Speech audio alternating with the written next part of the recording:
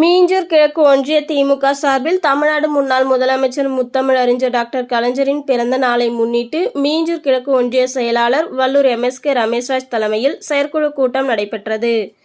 திராவிட முன்னேற்றக் கழகத்தின் முன்னாள் தலைவரும் முன்னாள் தமிழ்நாடு முதலமைச்சர் முத்தமிழறிஞர் டாக்டர் கலைஞர் அவர்களின் 101வது பிறந்த நாளை முன்னிட்டு தமிழ்நாடு முதலமைச்சர் முத்துவேல் கருணாநிதி ஸ்டாலின் அவர்களின் அறிவுறுத்தலின்படி திருவள்ளூர் பொறுப்பு அமைச்சர் ஆர். காந்தி, திருவள்ளூர் கிழக்கு மாவட்ட செயலாளர் TJ கோவிந்தராசன் ஆகியோர் ஆலோசனைப்படி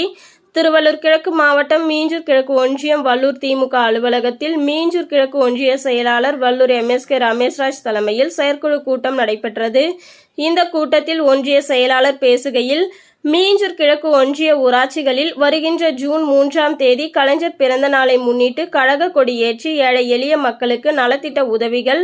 மற்றும் அன்னதானங்கள், பள்ளி மாணவ மாணவிகளுக்கு நோட்டு புத்தகம் உள்ளிட்டவை வழங்க வேண்டும் என தீர்மானிக்கப்பட்டது.